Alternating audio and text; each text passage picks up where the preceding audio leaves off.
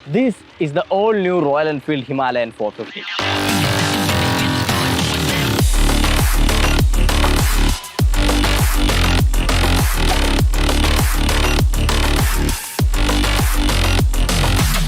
വീഡിയോയിലേക്ക് പോകുന്നതിന് മുമ്പ് very big thanks to Saint Mary's Motors Thiruvalla. അവരാണ് ഇന്ന് നമുക്ക് ഈ ഒരു വാഹനം റിവ്യൂവിനായിട്ട് തന്നിരിക്കുന്നത്. സോ റോയൽ എൻഫീൽഡ് വാഹനങ്ങളുടെ സെയിൽസ് ആൻഡ് സർവീസ് സംബന്ധമായ എന്ത് കാര്യങ്ങൾക്കും നിങ്ങൾക്ക് അവരെ കോൺടാക്ട് ചെയ്യാവുന്നതാണ്. കോൺടാക്ട് ഡീറ്റെയിൽസ് ഒക്കെ തന്നെ ഞാൻ ഡിസ്ക്രിപ്ഷനിൽ കൊടുത്തിട്ടുണ്ട്. ഫസ്റ്റ് ഓഫ് ഓൾ, പേരിലല്ലാതെ പഴയ ഹിമാലയനുമായിട്ട് യാതൊരു വിധത്തിലുള്ള സിമിലാരിറ്റീസും ഈ ഒരു പുതിയ മോഡലിനില്ല. Pin to pin it's a brand new motorcycle. New engine, new styling, new lighting, new suspension, everything is new. ലോഞ്ചിന് മുമ്പ് ഇതിൻ്റെ ലീക്ക് ഇമേജസ് ഒക്കെ പുറത്തു വന്ന സമയത്ത് ഭയങ്കര കംപ്ലൈൻറ്റ് വന്നൊരു കാര്യമാണ്. ഇത് എക്സ്പൾസ് പോലെ തന്നെ ഇരിക്കുന്നു. എക്സ്പൾസിൻ്റെ ഡിസൈൻ കോപ്പി അടിച്ചിട്ടാണ് റോയൽ എൻഫീൽഡ് പുതിയ ഹിമാലയൻ ഡിസൈൻ ചെയ്തതൊക്കെ. പക്ഷേ ഇത് നേരിട്ട് കാണുമ്പോൾ എനിക്കറിഞ്ഞൂടെ ഇതിലേ നോക്കുമ്പോഴാണ് ഇത് എക്സ്പൾസ് ആയിട്ട് തോന്നുന്നത്. It's A completely new and fresh design. നല്ല കോമ്പാക്റ്റ് ആണ്, എന്നാൽ ആ ഒരു ടോൾ അഡ്വഞ്ചർ ബൈക്കിൻ്റെ സ്റ്റാൻസും തരുന്നുണ്ട്. പേഴ്സണലി എനിക്ക് ഈ ഡിസൈൻ ഒരുപാട് ഇഷ്ടപ്പെട്ടു.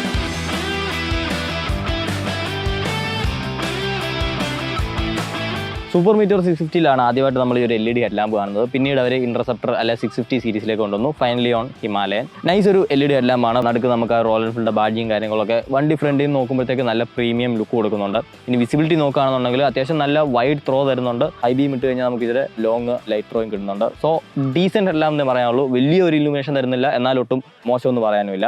അതുപോലെ തന്നെ ഇതിൻ്റെ അഡ്ജസ്റ്റബിലിറ്റിയും ഭയങ്കര ഒരു യൂണീക്കായിട്ടൊരു കാര്യമാണ്. അതായത് താഴെ കൊടുത്തിരിക്കുന്ന ഈ ഒരു LN കീ യൂസ് ചെയ്തിട്ട് നമുക്ക് ഈസി ആയിട്ട് ഓൺ ദ ഗോ തന്നെ ഈ ഒരു ഹെഡ് ലാമ്പിൻ്റെ ഹൈറ്റ് അഡ്ജസ്റ്റ് ചെയ്യാൻ സാധിക്കുന്നതാണ്. അത് ഭയങ്കര കൺവീനിയൻ്റ് ആയിട്ടുള്ള ഫീച്ചറാണ്, എസ്പെഷ്യലി നിങ്ങൾ ഒരു ഫുൾ ഡേ ട്രാവലിംഗ് ടൈമിൽ. കാരണം നമ്മൾ സിംഗിളായിട്ട് ട്രാവൽ ചെയ്യും, ലഗേജോടെ ട്രാവൽ ചെയ്യും, ബാക്കിൽ പില്ലണ വെച്ച് ട്രാവൽ ചെയ്യും. സോ ഓരോ തവണ നമ്മൾ ലോഡ് വണ്ടിയിൽ കയറുമ്പോഴും ഹെഡ് ലാമ്പിൻ്റെ ലെവൽ വ്യത്യാസപ്പെട്ടുകൊണ്ടിരിക്കും. സോ ഒരു സീരിയസ് മോട്ടോർ സൈക്കിളിസ്റ്റ് എന്നുള്ള രീതിക്ക് നിങ്ങൾക്ക് അത് ഭയങ്കര അനോയിങ് ആയിരിക്കും. നിങ്ങൾക്ക് കറക്റ്റ് വിഷൻ കിട്ടില്ല, നിങ്ങൾക്ക് കോൺഫിഡൻ്റ് ആയിട്ട് വണ്ടി ഓടിക്കാൻ സാധിക്കില്ല. അപ്പോൾ അത് ഈ ഒരു വാഹനത്തിൽ വരാൻ പോകുന്നില്ല. കാരണം ചെറിയൊരു അല്ലെങ്കിൽ കയ്യിലുണ്ടെന്നുണ്ടെങ്കിൽ നമുക്ക് ഓൺ ദ ഗോ എവിടെ നിർത്തി എങ്ങനെ വേണമെങ്കിലും സിമ്പിളായിട്ട് അഡ്ജസ്റ്റ് ചെയ്യാൻ പറ്റുന്ന ഒരു ഹെഡ് ലാമ്പ് കൂടിയാണ്. ഓൾസോ ഹെഡ് ലാമ്പിന് മുകളിലായിട്ട് നമുക്കൊരു neatly designed clear wind screen വരുന്നുണ്ട്.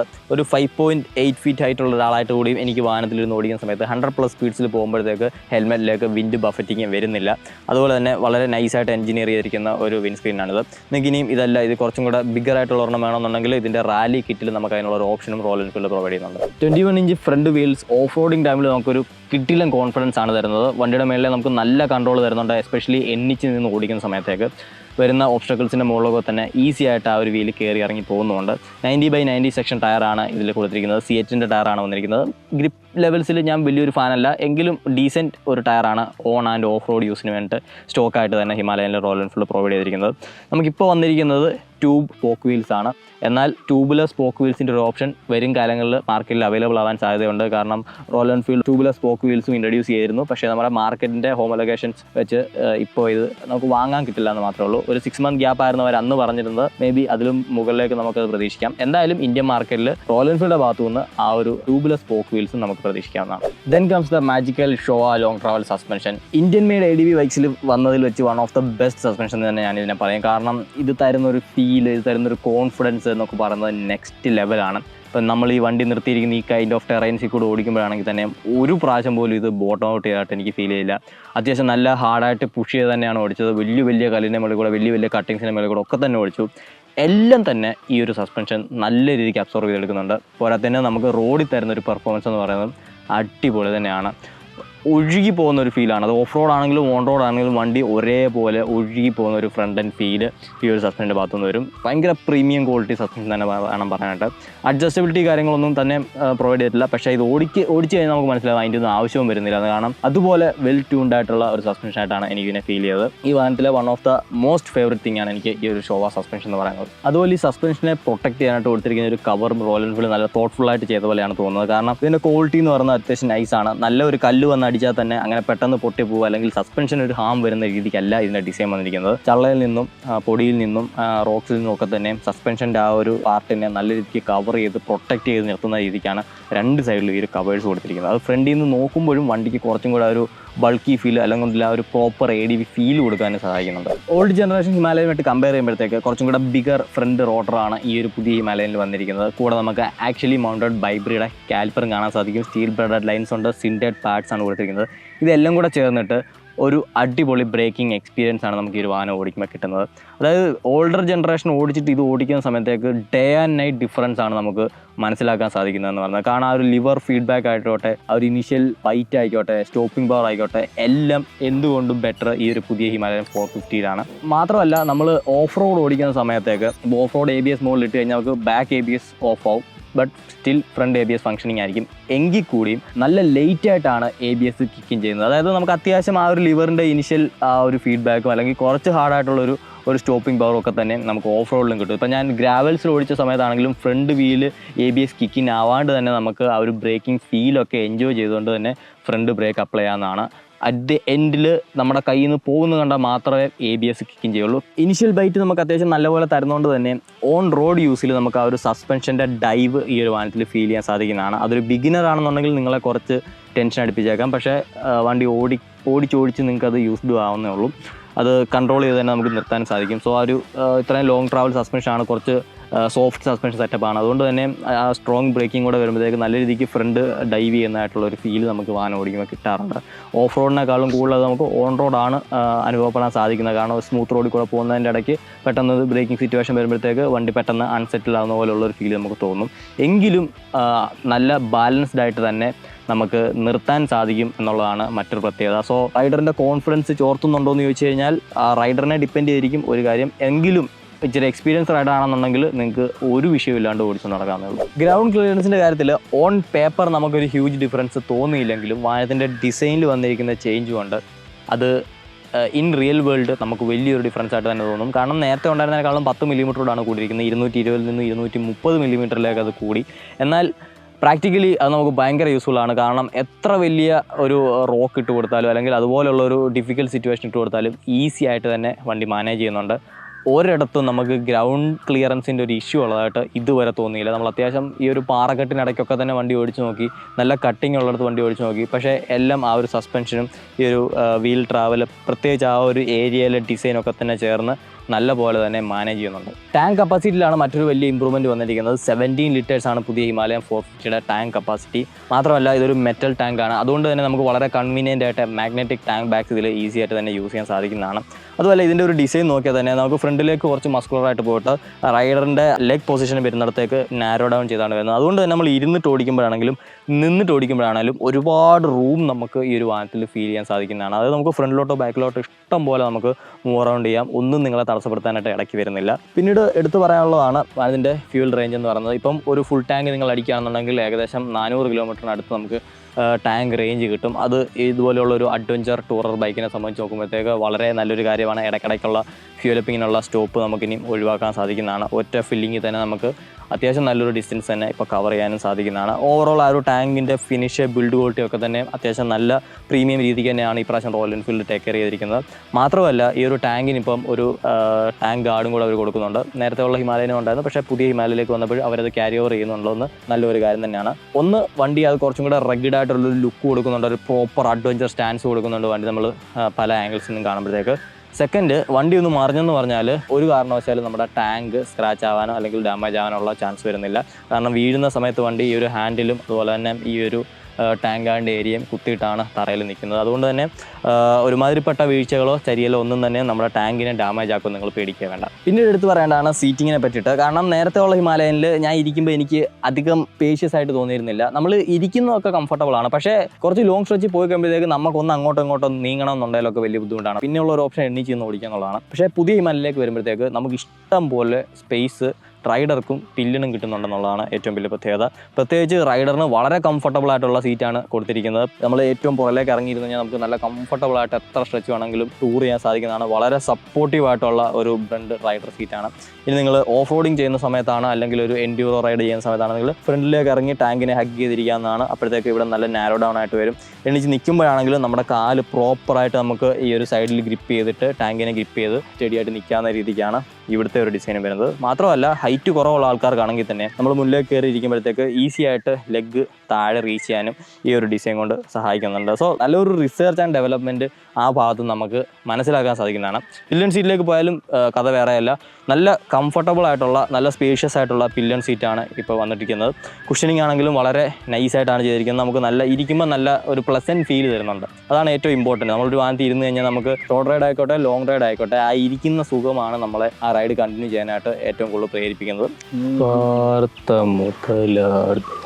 ഈ ഒരു വാഹനത്തിൽ എത്ര ദൂരം വേണമെന്നുണ്ടെങ്കിലും കംഫർട്ടബിൾ ആയിട്ട് തന്നെ യാത്ര ചെയ്യാൻ സാധിക്കുന്നതാണ്. പിന്നീട് നമുക്കിതിൽ ലഗേജ് റാക്ക് വരുന്നുണ്ട്. ആ റാക്കിൽ തന്നെയാണ് നമ്മുടെ ഗ്രാബ് റെയിലും വരുന്നത്. സോ ഞാൻ പില്ലണായിട്ട് ഈ വാഹനത്തിൽ ഇരുന്ന സമയത്ത് വളരെ കോൺഫിഡൻ്റ് ആയിട്ട് തന്നെ എനിക്ക് ഇവിടെ പിടിച്ചിരിക്കാൻ സാധിക്കുന്നതാണ്. എസ്പെഷ്യലി ഇത്രയും പവർ അല്ലെങ്കിൽ ഇത്രയും ടോർക്ക് ജനറേറ്റ് ചെയ്യുന്ന ഒരു വാഹനത്തെ സംബന്ധിച്ച് നോക്കുമ്പോഴത്തേക്ക് റൈഡർ കുറച്ച് ഓപ്പൺ റോഡിൽ കൊടുത്തു കഴിഞ്ഞാൽ അതിൻ്റെ ലോഡ് ഏറ്റവും കൂടുതൽ വരുന്നത് പില്ലണായിരിക്കും. പില്ലണാണ് സ്ട്രഗിൾ ചെയ്യുന്നത് ബാക്കിൽ ഗ്രിപ്പ് ചെയ്തിരിക്കാൻ വേണ്ടിയിട്ട്. സോ ആ ഒരു കാര്യത്തിൽ പുതിയ ഹിമാലയൻ അടിപൊളിയാണ്. കാരണം ബാക്കിൽ ഇരിക്കുന്ന ആൾക്കും വളരെ കോൺഫിഡൻ്റ് ആയിട്ട് വളരെ ന്യൂട്രലായിട്ട് തന്നെ പിടിച്ചിരിക്കാം. ഒത്തിരി സ്ട്രെസ്സോ കാര്യങ്ങളൊന്നും തന്നെ നമ്മുടെ ഷോൾഡേഴ്സിലോ അല്ലെങ്കിൽ ബാക്കിലോ വരുന്നില്ല. അതാണ് സീറ്റിങ്ങിനെ പറ്റി പറയാനുള്ളത്. പിന്നീട് എന്നോട് ആൾക്കാർ ചോദിച്ചൊരു കാര്യമാണ് സീറ്റ് ഹൈറ്റ്. അതായത് ഇത് അഡ്ജസ്റ്റബിൾ സീറ്റ് ഹൈറ്റോടെയാണ് വരുന്നത് എങ്കിൽ കൂടിയും ഒരു 5.5 ആൾക്കാർക്കൊക്കെ നല്ലപോലെ സ്ട്രഗിൾ ചെയ്യും. ഒരു 5.7 വരെയുള്ള ആൾക്കാരും ഡിഫിക്കൽട്ട് സിറ്റുവേഷൻസിൽ വണ്ടി ഹാൻഡിൽ ചെയ്യാൻ സ്ട്രഗിൾ ചെയ്യും. ഈവൻ എൻ്റെ ഹൈറ്റ് ഏകദേശം ഒരു 5.8 5.9 അടുത്ത് വരും. അപ്പം അല്ലെങ്കിൽ കൃത്യമായിട്ട് പറയുകയാണെങ്കിൽ 175 സെൻറ്റിമീറ്റർ. ആ ഒരു ഹൈറ്റിലും ചില സന്ദർഭങ്ങളിൽ സ്ട്രഗിൾ ചെയ്യാറുണ്ട് ഞാൻ. പ്രത്യേകിച്ച് ഇതുപോലുള്ള ഓഫ് റോഡ് സിറ്റുവേഷൻസിൽ വണ്ടിയുടെ ഫ്രണ്ടൂടൊന്ന് കിളന്ന് നിൽക്കുകയാണെന്നുണ്ടെങ്കിൽ നമ്മൾ രണ്ട് കാലം കുത്താൻ പറ്റില്ല. പക്ഷേ നിങ്ങൾ എക്സ്പീരിയൻസ്ഡ് ആണെന്നുണ്ടെങ്കിൽ അതൊരു വിഷയമല്ല. ബട്ട് ബിഗിനേഴ്സ് ആണ് അല്ലെങ്കിൽ നിങ്ങളൊരു ഇൻ്റർമീഡിയറ്റ് റൈഡർ ആണ്, നിങ്ങൾക്ക് സീറ്റ് ഹൈറ്റ് ഒരു ഇമ്പോർട്ടൻറ്റ് കാര്യം ആണ് എന്നുണ്ടെന്നുണ്ടെങ്കിൽ നിങ്ങൾ തീർച്ചയായിട്ടും ഒരു ഡീറ്റെയിൽഡ് ടെസ്റ്റ് റൈഡ് എടുത്തതിന് ശേഷം മാത്രമേ വണ്ടി വാങ്ങി നിൽക്കുന്ന ഒരു ഡിസ്റ്റൻസിലേക്ക് പോകാവൂ. കാരണം അത്യാവശ്യം സീറ്റ് ഹൈറ്റ് വരുന്നുള്ളതുകൊണ്ട് തന്നെ വെയിറ്റും ഉള്ളതുകൊണ്ട് തന്നെ നമുക്ക് പാർക്കിംഗ് ലോഡിലൂടെ വണ്ടി മൂവ് അറൗണ്ട് ചെയ്യിക്കാൻ കുറച്ച് ബുദ്ധിമുട്ട് വരും. ഇച്ചിരി ഹൈറ്റുള്ള അല്ലെങ്കിൽ ഇതുപോലുള്ള സ്ലോപ്പിലൊക്കെ നമ്മൾ നിർത്തിയിട്ട് വണ്ടി ഒന്ന് തിരിക്കി എടുക്കുകയൊക്കെ ചെയ്യാനായിട്ട് കുറച്ച് ബുദ്ധിമുട്ട് ഫീൽ ചെയ്യും. കാരണം ഫ്രണ്ട് വീലും കൂടെ വലിപ്പമുണ്ട്. സോ വണ്ടിക്ക് മൊത്തത്തിൽ നിങ്ങൾക്ക് ഒരു ബിഗ് ബൈക്ക് ഫീൽ കിട്ടും. ആ ഒരു സിറ്റുവേഷനിൽ ഹാൻഡിൽ ചെയ്യാൻ നിങ്ങൾ കുറച്ച് ബുദ്ധിമുട്ടും സ്റ്റാൻഡ് സ്റ്റില്ല്. അപ്പോൾ അതാണ് എനിക്ക് നിങ്ങളോട് സജസ്റ്റ് ചെയ്യാനുള്ളൊരു കാര്യം. ഹൈറ്റ് കുറഞ്ഞ ആൾക്കാർക്കും ഓടിക്കാം, ബട്ട് നിങ്ങൾ നല്ലപോലെ ടെസ്റ്റ് റൈഡ് ചെയ്തിട്ട് മാത്രം തീരുമാനം എടുക്കുക. ഇനി ഇതിൻ്റെ സീറ്റിംഗ് എർഗണോമിക്സ് ആണ് മറ്റൊരു കാര്യം എനിക്ക് ഭയങ്കര ഇഷ്ടപ്പെട്ടത്. കാരണം ഓൾഡ് ജനറേഷൻ ഹിമാലയനെക്കാളും ഒരുപാട് റിലാക്സ്ഡ് ആണ്, ഒരുപാട് മോർ കംഫർട്ടബിൾ ആൻഡ് കൺവീനിയൻ്റ് ആയിട്ടാണ് എനിക്ക് തോന്നിയത്. ഫസ്റ്റ് ഓഫ് ഓൾ നമ്മൾ വണ്ടിയിൽ ഇരുന്ന് കഴിഞ്ഞാൽ ഒരിക്കലും ഒരു ക്രാംഡ് ഫീൽ നമുക്ക് തോന്നില്ല. നല്ല വൈഡായിട്ടുള്ള ഹാൻഡിൽ ബാറാണ്, നമുക്ക് ഒട്ടും തന്നെ സ്ട്രെസ് ഇല്ലാണ്ട് റീച്ച് ചെയ്യാൻ പറ്റും.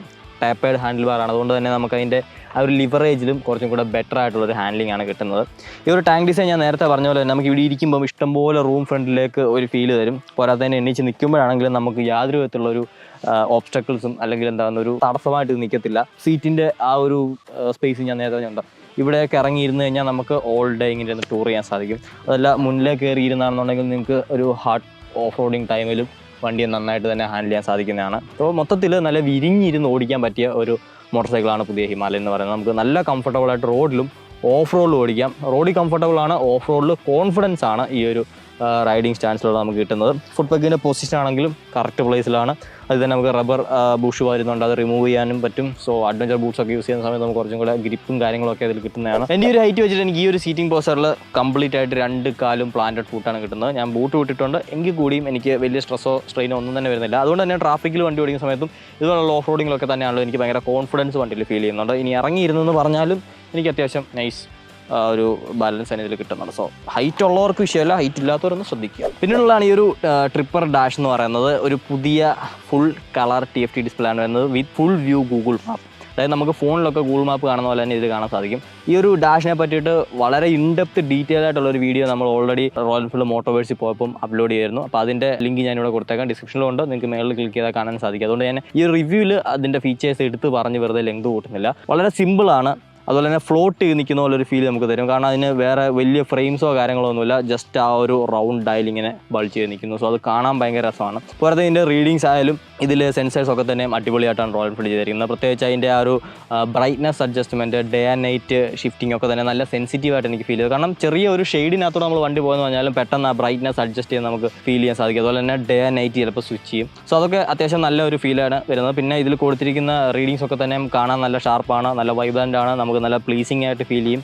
ഇൻഫർമേഷൻസ് ആണെങ്കിൽ തന്നെ നല്ല ഫീച്ചർ ലോഡഡ് ആയിട്ടുള്ള അഡ്വാൻസ്ഡ് ആയിട്ടുള്ള ഒരു മീറ്റർ കൺസോളാണിത്. ഈ ഒരു കറന്റ് ജനറേഷൻ ബൈക്കുകളിൽ വരാവുന്നതിൽ വെച്ച് one of the most advanced metre console എന്ന് തന്നെ വേണം പറയാനായിട്ട്. ആ ഒരു ഡിപ്പാർട്ട്മെന്റിൽ എനിക്ക് റോയൽ എൻഫീൽഡിനെ കുറ്റം പറയാനില്ല. വളരെ നല്ലൊരു ജോലി തന്നെയാണ് അവർ ചെയ്തിരിക്കുന്നത്.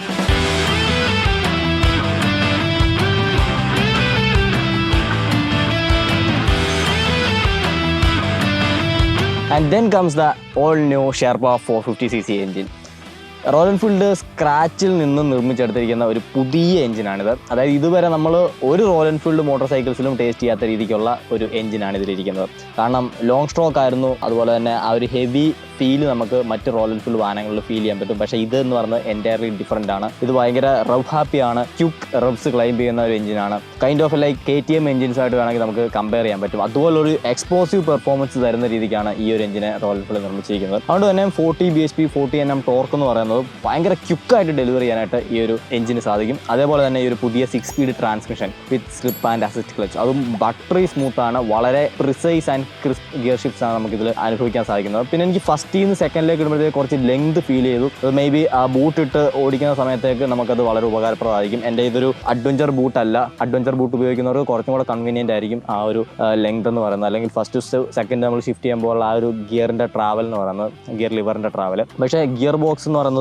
അടിപൊളിയാണ്. ഓരോ ഗിയറും നമുക്ക് വളരെ ഈസി ആയിട്ട് എൻജോയ് ചെയ്ത് ഒരു പോസിറ്റീവ് ഫീഡ്ബാക്കോടെയാണ് ഷിഫ്റ്റ് ചെയ്യാൻ പറ്റുന്നത്. അത് അപ്പ് ആയാലും ഡൗൺ ആയാലും ഒരേപോലെ നമുക്ക് എൻജോയ് ചെയ്യാൻ സാധിക്കുന്നതാണ്. ഗിയർ ബോക്സിൻ്റെ ഭാഗത്തു നിന്ന് ആവശ്യമില്ലാത്ത അടിപ്പ്, ചെലപ്പ് അങ്ങനത്തെ കാര്യങ്ങളൊന്നുമില്ല. ഓരോ ഗിയറും ക്ലിക്ക് ക്ലിക്ക് ക്ലിക്ക് എന്ന് പറഞ്ഞ് സെലക്ട് ആവുന്നതായിട്ട് നമുക്ക് ഫീൽ ചെയ്യും. പിന്നെ സ്ലിപ്പ് ആൻഡ് അസിസ്റ്റ് ക്ലച്ചും ഭയങ്കര യൂസ്ഫുൾ ആണ്. ക്ലച്ച് അത്ര ലൈറ്റ് ആണെന്ന് ഞാൻ പറയില്ല comparing to other models. But നമുക്ക് റോയൽ എൻഫീൽഡ് വാഹനങ്ങളിൽ വെച്ച് നോക്കുമ്പോഴത്തേക്ക് കുറച്ച് ലൈറ്റ് ഫീലാണ് വരുന്നത്. എസ്പെഷ്യലി നമ്മൾ അഡ്വഞ്ചർ റൈഡിങ് ടൈമിൽ, ഓഫ് റോഡ് റൈഡിങ് ടൈമിൽ നമുക്ക് വേണമെന്നുണ്ടെങ്കിൽ 2 ഫിംഗർ യൂസ് ചെയ്തിട്ടും ക്ലച്ചിനെ ഓപ്പറേറ്റ് ചെയ്യാവുന്നതാണ്. ഗ്ലൗസ് ഉണ്ടെങ്കിൽ അത്രയും നല്ലത്. ഗ്ലൗസ് ഇല്ലാണ്ടാണ് നിങ്ങൾ ഓടിക്കുന്നുണ്ടെങ്കിൽ കുറച്ചും കൂടെ ഹെവി ഫീൽ വരും, കുറച്ചും കൂടെ ഒരു റഫ് ഫീൽ വരും. പക്ഷേ മൊത്തത്തിൽ നോക്കുമ്പോൾ ക്ലച്ചിൻ്റെ ആ ഒരു ഫീലും കുറച്ചും കൂടെ ബെറ്റർ ആയിട്ടാണ് ഈ ഒരു വാഹനത്തിൽ എനിക്ക് തോന്നുന്നത്. പിന്നെ അഗ്രസീവ് ഡൗൺ ഷിഫ്റ്റ്സ് ഒക്കെ തന്നെ നമുക്ക് ഈസി ആയിട്ട് ചെയ്യാം. എസ്പെഷ്യലി ഒരു എഞ്ചിൻ്റെ പെർഫോമൻസ് വെച്ചിട്ട് നമ്മൾ എന്തായാലും ചെയ്യുകയും ചെയ്യും കോർണേഴ്സിലൊക്കെ തന്നെ. അപ്പോൾ ആ ഒരു ടൈമിലാണെങ്കിലും ബട്ടറി സ്മൂത്ത് പെർഫോമൻസ് ആണ് ഈ ഒരു ഗിയർ ബോക്സിൻ്റെ ഭാഗത്തു നിന്ന് വരുന്നത്. യാതൊരു വിധത്തിലുള്ള അനോയിങ് ആയിട്ടുള്ള സൗണ്ടോ അല്ലെങ്കിൽ അടിപ്പോ കാര്യങ്ങളൊന്നുമില്ല. വളരെ സ്മൂത്ത് ആയിട്ട് തന്നെ ഡൗൺ ആൻഡ് അപ്പ് ഷിഫ്റ്റ്സ് ചെയ്യാൻ സാധിക്കുന്ന ഒരു ഗിയർ ബോക്സുമാണ് കൊടുത്തിരിക്കുന്നത്. എന്തായാലും പുതിയ ഒരു എഞ്ചിൻ നിർമ്മിച്ചിരിക്കുന്ന വെച്ച് നോക്കിക്കഴിഞ്ഞാൽ നല്ലൊരു ജോബ് തന്നെയാണ് റോയൽ എൻഫീൽഡ് ചെയ്തിരിക്കുന്നത്.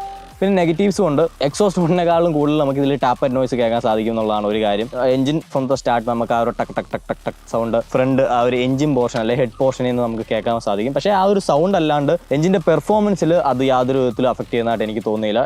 എഞ്ചിൻ നിങ്ങളൊന്ന് ഫസ്റ്റ് ഗിയറിലിട്ട് റോൾ ചെയ്ത് തുടങ്ങി കഴിഞ്ഞാൽ പിന്നെ നിങ്ങൾ ആ ടാപ്പ് ആൻഡ് നോയ്സ് ഒന്നും തന്നെ ബോദർ ചെയ്യാൻ പോകുന്നില്ല. ആ ഒരു എഞ്ചിൻ്റെ പ്യുവർ അഡ്രിനാലിൻ റഷ് പെർഫോമൻസ് നിങ്ങൾ എൻജോയ് ചെയ്യാനായിരിക്കും പോകുന്നത്. കാരണം ത്രോട്ടിൽ ഓപ്പൺ ചെയ്യുന്നതിനനുസരിച്ച് വണ്ടി ചുമ്മാ അമറിക്കൊണ്ട് കയറി അങ്ങ് പോകും. അത് പുള്ളെന്നൊക്കെ പറഞ്ഞാൽ നല്ല രീതിയിൽ പുള്ളി ഒരിടത്തും നമുക്ക് പവർ ലാഗ് വരുന്നില്ല. എസ്പെഷ്യലി ത്രോട്ടിൽ ഓപ്പൺ ചെയ്ത് കഴിഞ്ഞാൽ ആ response right from opening the throttle അവിടെ തൊട്ട് വണ്ടി നമ്മളെ വലിച്ചുകൊണ്ട് പോകുന്ന ഒരു ഫീലാണ് വരുന്നത്. അതിൻ്റെ കൂടെ ആ ഒരു പ്രിസൈസ് ഗിയർ ഷിഫ്റ്റ് ആകുമ്പോഴത്തേക്ക് ചുമ്മാ നിൽക്കുന്ന നമ്മൾ 140-150 km/h സ്പീഡിലേക്കൊക്കെ തന്നെ ചെല്ലും. ഇനി വൈബ്രേഷൻസ് നോക്കുകയാണെന്നുണ്ടെങ്കിൽ ഒരു 5000 RPM 6000 RPM വരെ ഇതിൽ വൈബ്രേഷൻസ് നമുക്ക് ഫീൽ ചെയ്യും. പക്ഷേ 6000 പാസ് ചെയ്ത് കഴിഞ്ഞാൽ the engine is buttery smooth. അതായത് ഒരു 6000, 7000, 8000 RPMസിലൊക്കെ പോകുന്ന സമയത്താണെങ്കിലും നല്ല സ്മൂത്ത് പെർഫോമൻസ് ആണ്. പക്ഷേ അതിന് താഴേക്ക് വരുമ്പോഴത്തേക്ക് നമുക്ക് ഹാൻഡിൽ ബാർസിൽ, ഫുഡ് പാക്കിൽ, സീറ്റിൻ്റെ അവിടെ ആയിട്ട് ചെറിയ രീതിയിലുള്ള തരിപ്പ് അനുഭവപ്പെടാം. വൈബ്രേഷൻ പറഞ്ഞാൽ നമ്മൾ റോയൽ എൻഫീൽഡ് എഞ്ചിൻസ് തരുന്ന പോലെ ഇട്ട് കുലുക്കുക അല്ല, തരിപ്പാണ് ഈ ഒരു എഞ്ചിൻ്റെ ഭാഗത്തുനിന്ന് വരുന്നത്. കുറച്ച് റഫായിട്ട് നമുക്ക് ഫീൽ ചെയ്യും സ്ലോ സ്പീഡ്സിൽ. പക്ഷേ once you get up to a certain speed വണ്ടി കിട്ടില്ലൻ ഒരു റൈഡ് ക്വാളിറ്റിയാണ് ഓഫർ ചെയ്യുന്നത്. ഹീറ്റിംഗ് നോക്കുകയാണെന്നുണ്ടെങ്കിൽ നമ്മൾ സ്ലോ സ്പീഡ്സിൽ 10-20 എന്ന് പറഞ്ഞ് ഓടിക്കുന്ന സമയത്തേക്ക് ഹീറ്റപ്പ് ആവുന്നുണ്ട്, ഫാൻ കിക്കിങ് ചെയ്യുന്നുണ്ട്, കാറ്റ് നേരെ നമ്മുടെ കാലിലേക്ക് അടിക്കുന്നുണ്ട്. സോ ഈ ഒരു റൈഡിങ് ജാക്കറ്റ് ഇട്ടിട്ട് ഓടിയും എനിക്ക് ഫാനിൻ്റെ ഹീറ്റ് അനുഭവപ്പെടാൻ സാധിച്ചു. ബട്ട് പെട്ടെന്ന് നമ്മളൊന്ന് വലിച്ചെടുത്ത് കഴിഞ്ഞാൽ ആ ഹീറ്റ് അണ്ടർ കൺട്രോൾ തന്നെ വാഹനം നിർത്തുന്നുണ്ട്. പില്ലിയൻ ആണെങ്കിലും ബാക്കി ഇരിക്കുന്ന ആളുടെയും തുടയിലേക്ക് ചൂട് കാറ്റടിക്കുന്നതായിട്ട് നമുക്ക് ഫീൽ ചെയ്തിട്ടുണ്ട്. പക്ഷേ ഒരു ഓവർ ഹീറ്റിംഗ് എന്ന് പറയാനേ സാധിക്കില്ല. ഒരു 450cc സിംഗിൾ സിലിണ്ടർ ഇത്തരം ഹൈ കംപ്രഷൻ എഞ്ചിനെ വെച്ച് നോക്കുമ്പോഴത്തേക്ക് ഡീസെൻറ്റ് ഹീറ്റിംഗ് എന്ന് മാത്രമേ പറയാനുള്ളൂ. ചൂടാവും, അത് നമ്മൾ അറിഞ്ഞുകൊണ്ടാണ് വണ്ടി എടുക്കുന്നത്. അത് നമുക്ക് വലിയ കാര്യമുള്ള കാര്യമായിരിക്കില്ല താനും. പിന്നെ ഓഫ് റോഡിങ്ങിൽ അധികം ഹീറ്റ് ആയില്ല എന്നുള്ളതാണ് എന്നെ സർപ്രൈസ് ചെയ്ത മറ്റൊരു കാര്യം. കാരണം നമ്മൾ അത്യാവശ്യം നല്ല വൈഡ് ഓപ്പൺ ത്രോട്ടിൽസ് കൊടുത്ത് അധികം ഒരു 3rd ഗിയർ വരെയൊക്കെ ഓഫ് റോഡിൽ ഓടിച്ചുള്ളൂ. അപ്പോൾ ആ ഒരു ടൈമിൽ ഞാൻ പ്രതീക്ഷിച്ചത് വണ്ടി നല്ലതായിട്ട് ഹീറ്റപ്പ് ആവുന്നതാണ്. പക്ഷേ എന്നെ സർപ്രൈസ് ചെയ്തുകൊണ്ട് ആ ടൈമിൽ ഒന്നും തന്നെ ഫാൻ കിക്കിങ് ആയതായിട്ട് എനിക്ക് തോന്നിയില്ല. ഷൂട്ടിന് വേണ്ടിയിട്ട് നമ്മൾ നിർത്തി പല കട്ട്സൊക്കെ എടുക്കാനായിട്ട് അങ്ങനെ എടുത്തു പോയി എന്നൊക്കെ ഓടിച്ചപ്പോഴാണ് പിന്നെ ഫാൻ കിക്കിങ് ചെയ്തത്. പക്ഷേ നമ്മൾ കണ്ടിന്യൂസ് ആയിട്ട് ഒരു ട്രെയിലിൽ കയറി ഓടിച്ച് പോവുകയാണ്, നിങ്ങൾ ഫസ്റ്റിലോ സെക്കൻഡിലോ ഇട്ട് പയ്യെ കൊണ്ടുവന്ന് പറഞ്ഞാലും വണ്ടി ഹീറ്റപ്പ് ആവുന്നതായിട്ട് എനിക്ക് തോന്നിയില്ല. സോ അതും നല്ലൊരു കാര്യം തന്നെയാണ്. അങ്ങനെ എപ്പോഴും എല്ലായിടത്തും ഹീറ്റായി നമ്മളെ വെറുപ്പിക്കുന്ന ഒരു ക്യാരക്ടർ അല്ല എഞ്ചിൻ വന്നിരിക്കുന്നത്. ഇനി മൈലേജിൻ്റെ കാര്യം നോക്കുകയാണെന്നുണ്ടെങ്കിൽ വണ്ടി എടുത്തതിൽ പിന്നെ നമ്മൾ ഏകദേശം 250 km ഇപ്പോൾ ഓടിയിട്ടുണ്ട്.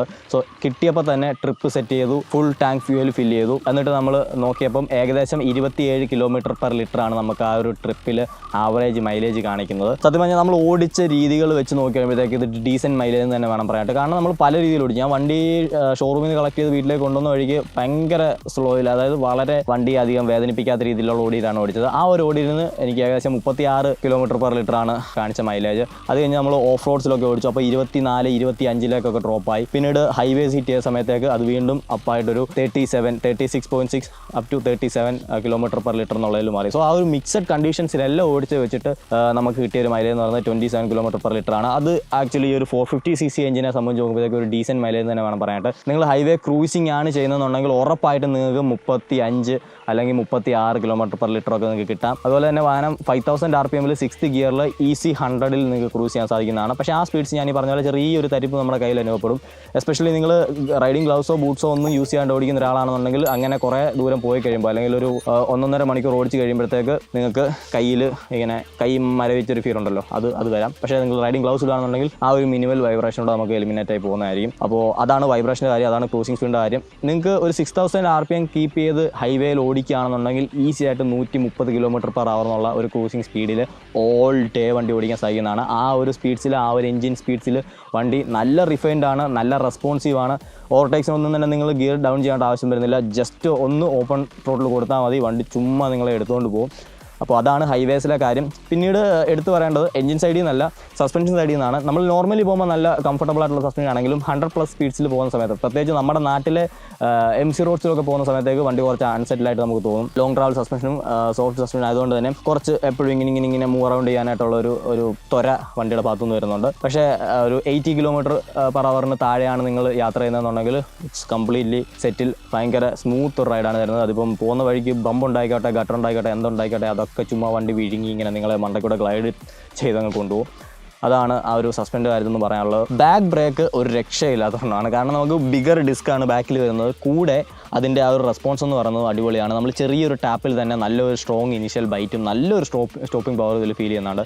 നമ്മൾ ബാക്ക് ABS ഓൺ ആണെങ്കിൽ തന്നെ നമ്മൾ സാധാരണ കൂടുതൽ ഒരു പൊട്ടിക്കൂടെ പ്രഷർ കൊടുത്തു കഴിഞ്ഞാൽ നമുക്ക് ബാക്ക് ABS കിക്കിങ് ചെയ്യുന്നത് മനസ്സിലാക്കാൻ സാധിക്കും. സോ അത്രയ്ക്ക് ഒരു സ്ട്രോങ് ആയിട്ടുള്ള ബാക്ക് ബ്രേക്ക് സിസ്റ്റമാണ് ഈ ഒരു വാഹനത്തിൽ വന്നിരിക്കുന്നത്. കൂടാതെ നമുക്ക് റിയർ ബ്രേക്ക് സ്വിച്ച് ഓഫ് ചെയ്യാനുള്ള ഒരു ഓപ്ഷൻ വരുന്നുണ്ട്. സോ നിങ്ങൾ ഓഫ് റോഡ് ഇറങ്ങുന്ന സമയത്ത് സിംപിളി സ്വിച്ച് ഓഫ് ചെയ്ത് കഴിഞ്ഞാൽ ഭയങ്കര രസമായിട്ട് ഓഫ് റോഡ്സിലൂടെയും വണ്ടി ഓടിച്ചുകൊണ്ട് നടക്കാൻ നിങ്ങൾക്ക് ബാക്ക് ബ്രേക്ക് യൂസ് ചെയ്യാൻ തന്നെ അടിപൊളിയാണ് ഓഫ് റോഡ്സിലും. ഇത്രയൊക്കെ മാറ്റങ്ങൾ കൊണ്ടുവന്നെങ്കിലും പുതിയ വലിയ ടാങ്ക് ഒക്കെ വെച്ചെങ്കിലും പഴയ ഹിമാലയനെ കമ്പയർ ചെയ്യുമ്പോഴത്തേക്ക് പുതിയ ഹിമാലയന് വെയിറ്റ് കുറവാണെന്ന് മാത്രമല്ല അത് ഡിസ്ട്രിബ്യൂട്ട് ചെയ്തിരിക്കുന്ന രീതിയും വളരെ വ്യത്യസ്തമാണ്. അതായത് പഴയ ഹിമാലയ നമുക്ക് അത്യാവശ്യം നല്ല ഹെവി ബൈക്കായിട്ട് തോന്നും, അത് ഒന്ന് തിരിക്കാനാണല്ലോ എടുക്കാനാണല്ലോ ഒക്കെ തന്നെ ആ വെയിറ്റ് നമുക്ക് നന്നായിട്ട് ഫീൽ ചെയ്യും. പക്ഷേ പുതിയ ഹിമാലയൻ്റെ കാര്യത്തിൽ അങ്ങനെയല്ല. അത്യാവശ്യം നിങ്ങൾ ഹൈറ്റുള്ള ഒരാളാണ്, ഇപ്പം എൻ്റെ അത്ര പോലും നിങ്ങൾക്ക് ആരോഗ്യം വേണമെന്നില്ല, നിങ്ങൾക്ക് ആ ഒരു കറക്റ്റ് ടെക്നിക്ക് അറിയാമെന്നുണ്ടെങ്കിൽ ഈസി ആയിട്ട് ഈ ബൈക്കിനെ എവിടെ വേണമെങ്കിലും ഓടിക്കാം, എങ്ങനെ വേണമെങ്കിലും മാനേജ് ചെയ്യാവുന്നതാണ്. അത് ടേൺസ് എടുക്കുന്ന സമയത്താണെന്നുണ്ടെങ്കിലും അതല്ല ഇനിയിപ്പം വലിയ ഓഫ് റോഡ് സിറ്റുവേഷൻസിലാണെങ്കിലും വളരെ ബാലൻസ്ഡ് ആയിട്ടുള്ള രീതിയിലാണ് ഇതിൻ്റെ ആ ഒരു വെയിറ്റ് ഡിസ്ട്രിബ്യൂഷൻ പോയിരിക്കുന്നത്. നമുക്ക് ഓടിക്കുന്ന ആൾക്ക് ഒട്ടും തന്നെ ആ ഒരു വെയിറ്റ് വണ്ടിയുടെ റണ്ണിങ് ടൈമിൽ അനുഭവിക്കാനേ സാധിക്കില്ല. ഭയങ്കര ലൈറ്റ് ഒരു ബൈക്കായിട്ട് നമുക്ക് ഫീൽ ചെയ്യും. പിന്നെ നമുക്ക് വെയിറ്റ് അറിയാൻ പറ്റുന്ന ഒരു സ്ഥലം എന്ന് പറയുന്നത് കോർണേഴ്സിലാണ്. കോർണർ ടു കോർണർ നിങ്ങൾ വണ്ടിയെ ഡിപ്പ് ചെയ്യുന്ന സമയത്തേക്ക് അത്യാവശ്യം എഫേർട്ട് വേണ്ടി വരും. സോ ഒന്ന് ഫ്രണ്ടിൽ നമുക്ക് വലിയ വീൽസാണ് വരുന്നത്, പിന്നെ ഈ ഒരു വെയിറ്റും ഒരു അജൈൽ ഹാൻഡ്ലിങ്ങിനെ ബാധിക്കുന്നുണ്ട്. പക്ഷേ ഓഫ് റോഡിൽ ഒട്ടും ഈ ഒരു വെയിറ്റ് നമ്മളെ ബോധർ ചെയ്യത്തേയില്ല. കാരണം ഓഫ് റോഡിൽ ഇത്രയും ഹെവി ബൈക്കാണ് നമ്മൾ ഓടിക്കുന്നത് എന്നുള്ളൊരു ഫീൽ പോലും ബൈക്ക് തരുന്നില്ല. എല്ലാം വളരെ ബാലൻസ്ഡ് ആയിട്ട് തന്നെ അത് മാനേജ് ചെയ്യുന്നുണ്ട്. ഇതിന് മാത്രമായിട്ട് യുണീക്കായിട്ട് വരുന്ന കുറച്ച് പ്രീമിയം ആയിട്ട് ഫീൽ ചെയ്യുന്ന മറ്റൊരു ഫീച്ചറാണ് ഈ കാണുന്ന ഇൻറ്റഗ്രേറ്റഡ് ടെയിൽ ലാംപ്സ് എന്ന് പറയുന്നത്. അത് നമ്മൾ ഹയർ ADV മോഡൽസ് ഇപ്പോൾ BMW-ൻ്റെ GS 1250 കണ്ടിട്ടുള്ള പോലെ ടെയിൽ ലാമ്പും അതുപോലെ തന്നെ ഇൻഡിക്കേറ്ററും ഒരേ യൂണിറ്റിൽ വരുന്ന ഒരു സെറ്റപ്പാണ് വന്നിരിക്കുന്നത്. അതുകൊണ്ട് തന്നെ ഇത് കാണുമ്പം നമുക്ക് ഭയങ്കര ഒരു പുതുമ ഫീൽ ചെയ്യും, അതുപോലെ തന്നെ നല്ലൊരു പ്രീമിയം ആയിട്ടും ഫീൽ ചെയ്യും. മാത്രമല്ല നമ്മളിത് ഹാർഡ് എൻഡ്യൂറോ റൈഡിങ്ങിനൊക്കെ പോകുമ്പോൾ വേണമെന്നുണ്ടെങ്കിൽ ഒരു ടെയിൽ പീസ് എൻ്റയർലി റിമൂവ് ചെയ്ത് വെക്കാവുന്നതാണ്. അപ്പോൾ നമ്മുടെ ലൈറ്റിനൊന്നും തന്നെ യാതൊരു വിധത്തിലുള്ള ഡാമേജും വരാതിരിക്കാനായിട്ട് ഈ ഒരു പീസ് മൊത്തം മാറാനും ഈ ഒരു സെറ്റപ്പ് കൊണ്ട് നല്ലൊരു കാര്യമാണ്. അതപ്പം നല്ല ചിന്തിച്ച് ഫങ്ഷണലായിട്ടും കൂടിയാണ് റോയൽ എൻഫീൽഡ് ഈ ഒരു സംഭവത്തെ ഡിസൈൻ ചെയ്തിരിക്കുന്നതും ഈ ഒരു വാഹനത്തിൽ കൊടുത്തിരിക്കുന്നതും. എന്തായാലും നല്ലൊരു യുണീക്ക് ഫീൽ ഉണ്ട് വാഹനം പുറയുന്നത് കാണുമ്പോഴും മറ്റുള്ളവർ കാണുമ്പോഴാണെന്നുണ്ടെങ്കിലും പെട്ടെന്ന് ശ്രദ്ധിക്കുന്ന ഒരു കാര്യമാണ് ഈ ഒരു ടെയിൽ ലാമ്പ് എന്ന് പറയുന്നത്. പിന്നീട് എനിക്കിതിൽ ചെറിയൊരു ഡ്രോബാക്ക് ആയിട്ട് തോന്നി എന്താണെന്ന് ചോദിച്ചു കഴിഞ്ഞാൽ, നമ്മൾ ബ്രേക്ക് പിടിച്ചുകൊണ്ട് ഇൻഡിക്കേറ്റർ ഇടുന്ന സമയത്ത്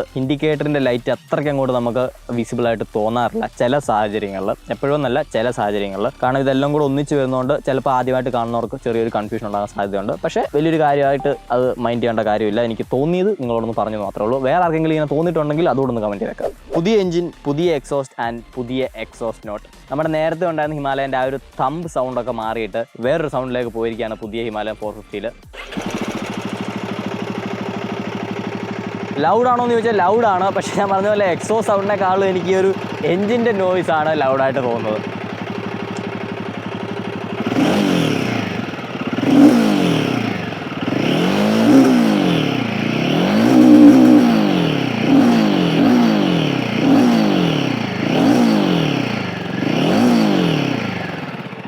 ഓടിക്കുന്ന സമയത്താണെങ്കിലും നമുക്ക് ഈ ഒരു പുതിയ എയർ ബോക്സിൻ്റെ സൗണ്ട്, അതായത് ക്വിക്ക് ഓപ്പൺ ത്രോട്ടിൽ കൊടുക്കുന്ന സമയത്തേക്ക് ഒരു ഹൗളിംഗ് സൗണ്ട് ഇങ്ങനെ വലിച്ചു കയറ്റുന്ന പോലെ ഒരു സൗണ്ട് ഉണ്ട്. അപ്പോൾ അതോട് കൂടിയിട്ട് ഈ ഒരു വാഹനം ഓടിക്കാൻ നമുക്ക് ഭയങ്കര ഒരു ഫീലാണ്. ആക്ച്വലി നല്ല ഒരു സ്പോർട്ടി കൈൻഡ് ഓഫ് ഫീൽ നമുക്ക് തോന്നും, പിന്നെയും കൈ കൊടുക്കാൻ തോന്നും. സോ അതെനിക്കിതിൽ ഭയങ്കരമായിട്ട് ഇഷ്ടപ്പെട്ടു. അതുപോലെ ഈ ഒരു എഞ്ചിൻ്റെ നോയ്സ് ഞാൻ പറഞ്ഞ പോലെ നമ്മൾ നിർത്തിയിട്ടിട്ട് കേൾക്കുമ്പോൾ മാത്രമാണ് അത് കൂടുതൽ കേൾക്കുന്നത്. വണ്ടി ഓടിച്ചുകൊണ്ടിരിക്കുമ്പോഴത്തേക്ക് അതൊരു വലിയ സൗണ്ടായിട്ട് നമുക്ക് തോന്നുന്നില്ല. മൊത്തത്തിൽ ഈ ഒരു ഇൻടേക്കിൻ്റെയും എക്സോസ്റ്റിൻ്റെയും എല്ലാം കൂടെ ചേർന്നിട്ട് അത് മൈനസ് ഔട്ട് ചെയ്ത് പോകുന്നതായിട്ടാണ് എനിക്ക് ഫീൽ ചെയ്തത്. അപ്പോൾ എന്താണ് നിങ്ങളുടെ അഭിപ്രായം എന്നുള്ളതൊന്ന് പറഞ്ഞേക്കെ. ഈ കേട്ട എക്സോസ്റ്റ് നോട്ട് നിങ്ങൾക്ക് ഇഷ്ടപ്പെട്ടോ അതോ പഴയ ഹിമാലയൻ്റെ ആയിരുന്നോ ബെറ്റർ എന്നുള്ളത്, ആർക്കാണ് ഫാൻസ് കൂടുതൽ നമുക്ക് നോക്കാം. അതുപോലെ പുതിയ ഹിമാലയൻ 450 ഓണേഴ്സ് ആരെങ്കിലും ഉണ്ടെങ്കിൽ നിങ്ങൾക്കും ഈ പറഞ്ഞ പോലെ ആ ഒരു ടാപ്പ് ആൻഡ് നോയ്സ് കൂടുതലായിട്ട് തോന്നി എന്നുണ്ടെങ്കിൽ അതും കൂടെ ഒന്ന് കമൻറ്റ് ചെയ്തേക്കാം. വീഡിയോ തീരുന്നതിന് മുമ്പ് a very big thanks to Saint Mary's Motors Thiruvalla. അവരാണ് ഇന്ന് നമുക്ക് ഈ ഒരു വാഹനം റിവ്യൂവിനായിട്ട് തന്നിരിക്കുന്നത്. സോ റോയൽ എൻഫീൽഡ് വാഹനങ്ങളുടെ സെയിൽസ് ആൻഡ് സർവീസ് സംബന്ധമായിട്ടുള്ള എന്ത് കാര്യങ്ങൾക്കും നിങ്ങൾക്ക് അവരെ കോൺടാക്ട് ചെയ്യാവുന്നതാണ്. കോൺടാക്ട് ഡീറ്റെയിൽസ് ഒക്കെ തന്നെ ഡിസ്ക്രിപ്ഷനിൽ കൊടുത്തിട്ടുണ്ട്. അപ്പോൾ ഇത്രയൊക്കെയാണ് പുതിയ ഹിമാലയൻ 450യെ പറ്റിയിട്ട് എനിക്ക് തോന്നിയ കുറച്ച് കാര്യങ്ങൾ. വീഡിയോ നിങ്ങൾക്ക് ഇഷ്ടപ്പെട്ടു എന്ന് വിചാരിക്കുന്നു. ഇഷ്ടപ്പെട്ടെങ്കിൽ തീർച്ചയായിട്ടും ലൈക്ക് ചെയ്യുക. ഇതുപോലെ ഇനിയും വീഡിയോസ് കാണാനായിട്ട് നമ്മുടെ ചാനൽ സബ്സ്ക്രൈബ് ചെയ്യുക. അപ്പോൾ അടുത്തൊരു വീഡിയോയിൽ മറ്റൊരു വാഹനോട് കാണുന്നത് വരെ it's me Nizhyn signing out.